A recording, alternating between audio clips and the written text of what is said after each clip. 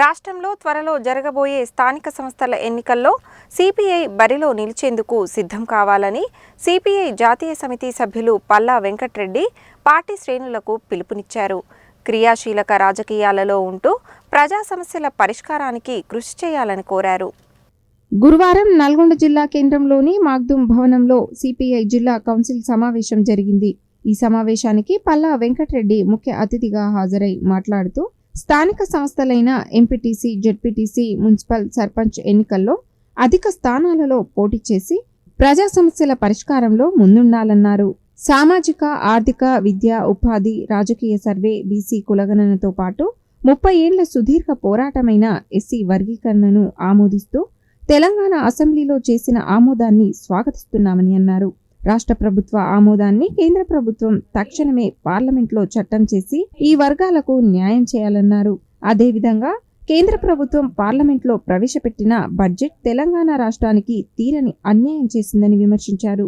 రాష్ట్ర విభజన చట్టంలోని ఏ ఒక్క అంశానికి కూడా నిధులు కేటాయించకుండా రాష్ట్ర ప్రభుత్వం ప్రతిపాదన చేసిన సాగునీటి ప్రాజెక్టులకు నిధులు కేటాయించకపోవడం శోచనీయమని అన్నారు. కేంద్రంలో అధికారంలోకి వచ్చిన నాటి నుండి బీజేపీ ప్రవేశపెట్టిన బడ్జెట్లో ప్రజలకు ఎంతమాత్రం ప్రయోజనం జరగలేదన్నారు. పార్లమెంటులో 10 ఏళ్ల కాలంలో సాధించిన పురోగతి గురించి చెప్పిందే గాని దాని ద్వారా ప్రజలకు ఏమాత్రం ప్రయోజనం జరిగిందో చెప్పలేదన్నారు.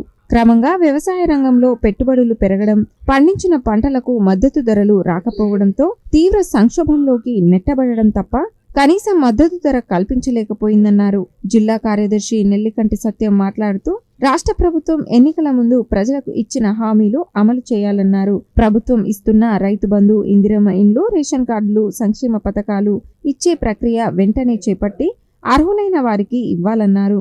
సమావేశానికి జిల్లా కార్యవర్గ సభ్యులు టి వెంకటేశ్వర్లు అధ్యక్షత వహించగా రాష్ట్ర కార్యవర్గ సభ్యులు పల్లా నరసింహారెడ్డి, సీనియర్ నాయకులు ఉజ్జని రత్నాకర్ రావు, మల్లెపల్లి ఆదిరెడ్డి, మాజీ ఎమ్మెల్యే ఉజ్జని యాదగిరిరావు, జిల్లా సహాయ కార్యదర్శులు పల్లా దేవేందర్ రెడ్డి, లొడంగి శ్రవణ్ కుమార్, కార్యవర్గ సభ్యులు పబ్బు వీరస్వామి, ఆర్ అంజయ్యచారి, బొలుగురి నరసింహ, బంటు వెంకటేశ్వర్లు, నలపరాజు రామలింగయ్య తదితరులు ఉన్నారు. ఈరోజు సిపిఐ జిల్లా సమితి సమావేశం నిర్వహించుకుంటా ఉన్నాం. ఈ సమావేశంలో ప్రతి సంవత్సరం మా పార్టీ సభ్యత్వ పునరుద్ధరణ, ఆ సభ్యత్వం గత సంవత్సరంలో 6,000 సభ్యత్వానికి పూర్తి కావడం జరిగింది. ఈ సంవత్సరం ఈ 100 సంవత్సరాల వార్షికోత్సవాన్ని ఉపయోగించుకొని కొత్త గ్రామ శాఖలు, పార్టీ సభ్యత్వ పెంపుదలకు ఈరోజు సమావేశంలో నిర్ణయం తీసుకోబోతూ ఉన్నాం. అది రాబోయే కాలంలో శాఖా మహాసభలు, మండల మహాసభలు, జిల్లా మహాసభలు, రాష్ట్ర జాతీయ మహాసభల వరకు మహాసభల కార్యక్రమాన్ని రూపొందించుకుంటా ఉన్నాం.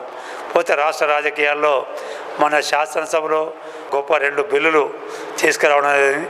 ఒకటి బీసీ జనగణన లెక్కలు తీసుకొచ్చి అది రిజర్వేషన్లు వాళ్ళ జనాభాను నిర్ధారణ చేసి వాళ్ళ జనాభాకు అనుగుణంగా రిజర్వేషన్లు వర్తింపజేయాలని ఒక బిల్లు ఆమోదింపజేసి కేంద్రానికి పంపడం.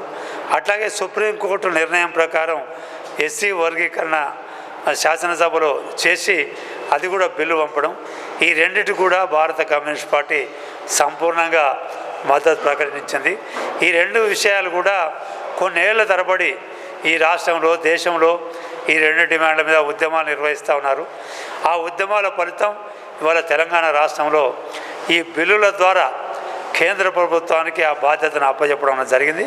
ఇప్పుడు కేంద్ర ప్రభుత్వం ఆ బాధ్యతను చట్టరూపంలో నిర్వర్తించి ఇటు బీసీలకు, అటు ఎస్సీలకు న్యాయం చేయాల్సిన బాధ్యత బీజేపీ మీద ఉన్నది.